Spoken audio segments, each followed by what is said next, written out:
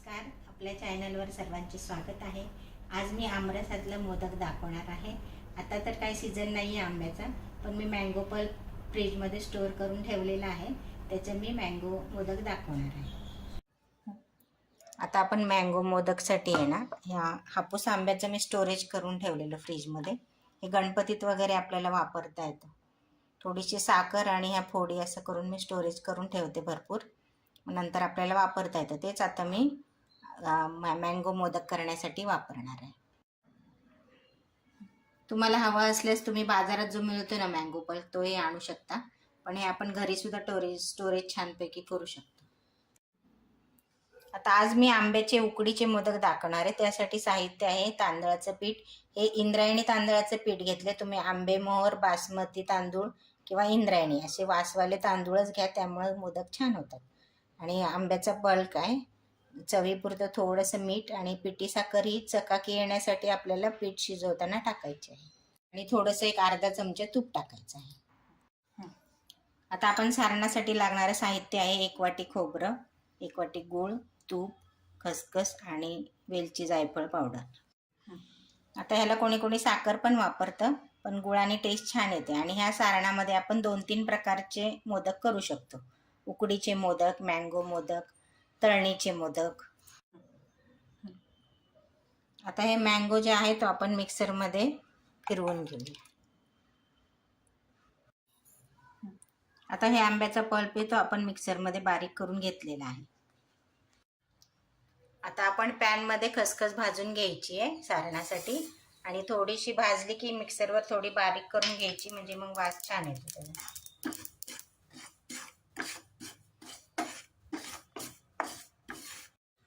आता ही खसखस आपली भाजून झाली आहे। आता मिक्सरमधून थोडंसं फिरवून घेऊया।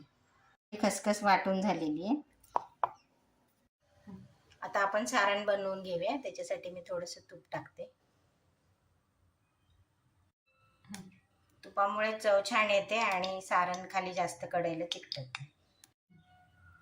हे ओलं खोबरं नेहमी वेळेवर खवणून घ्यायचं, त्यामुळे असं चव चांगला पांढरा शुभ्र निघतो।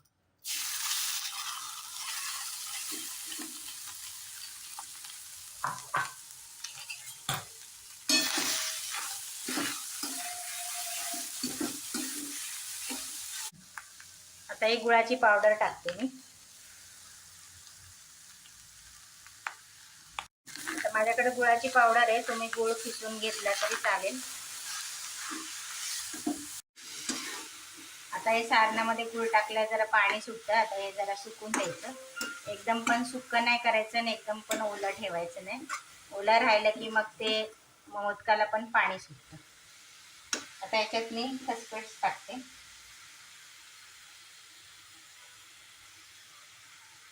वेलची पावडर आणि जायफळ पावडर।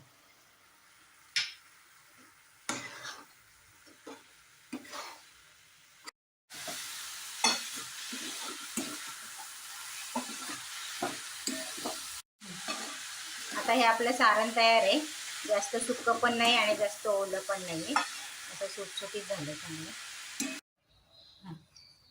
आता आपण उकड घेऊया। मी 1 चमचा त्याच्यात तूप टाकते।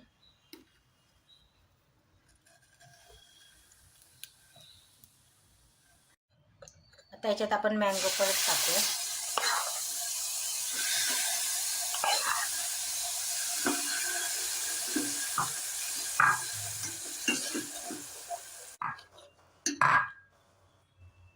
आता याच्यात पाणी टाकूया।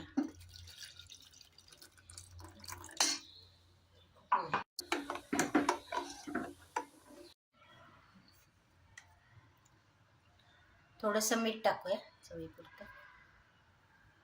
आपण झाकण ठेवून उकळी आणूया।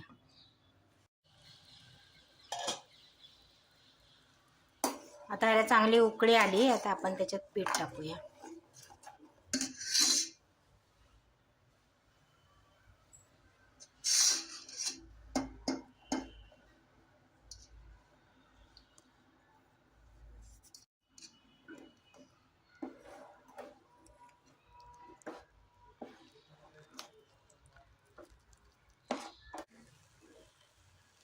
आता हे मिक्स करताना सुद्धा आंब्याचा खूप छान वास येतोय आणि कलर पण बघा किती छान आलाय।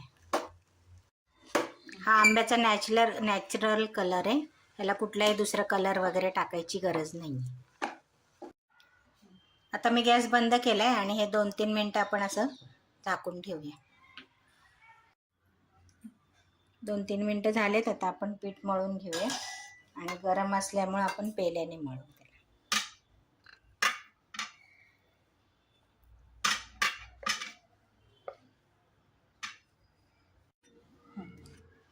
आता आपण असं हे पेल्याने मळून घेऊ.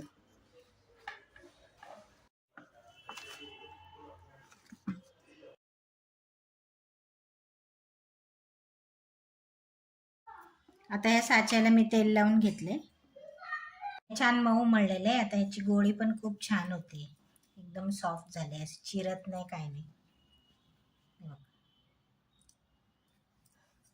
आता आपण हे साच्यामध्ये टाकून मोदक करूया.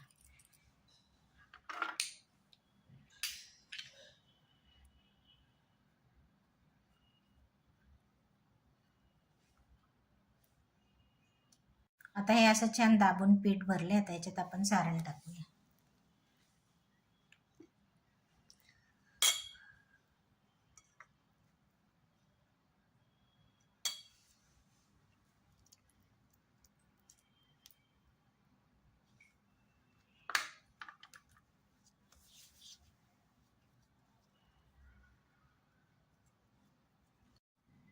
आता हे असं चपटं गोल करून याला पॅक करायचं आपल्याला.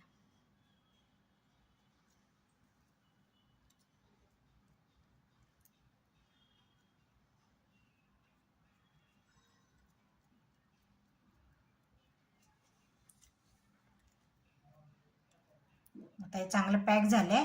आता माझा नातू ईशांश आता हे ओपन करणार. आता मी माझ्या आजीला असं हेल्प करतोय. मला दिलं तर मग असं बनवायला करते मी. बघ असं मोदक बनवतात, मी आजीला हेल्प करणार. हे मँगो मोदक मला खूप आवडतात आणि मी माझ्या आजीला दररोज हेल्प करतात, प्रत्येक व्हिडिओला.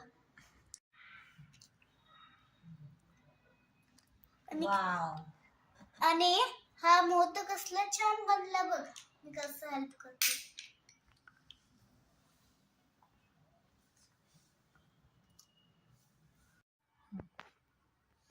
आता आपले हे मोदक तयार आहेत बनवून. आता आपण ह्याला खाली तेल लावून चाळणीत ठेवूया आणि मग उकडून घेऊ. हळदीच्या पाण्यात पण ठेवल्यानंतर छान उकडले जातात. त्यांना हळदीच्या पाण्याचा वास येतो. कोणी कोणी ओलं कापड करून ठेवतं आणि त्याच्यात मोदक ठेवतात, आणि कोणी कोणी असं तेल लावून खाली चिटकू नये म्हणून तेल लावायचं.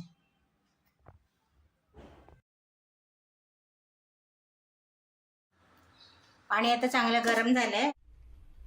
आता आपण हे असे चाळणीत उकडायला ठेवलेले आहेत. आता त्याच्यावर झाकण ठेवूया.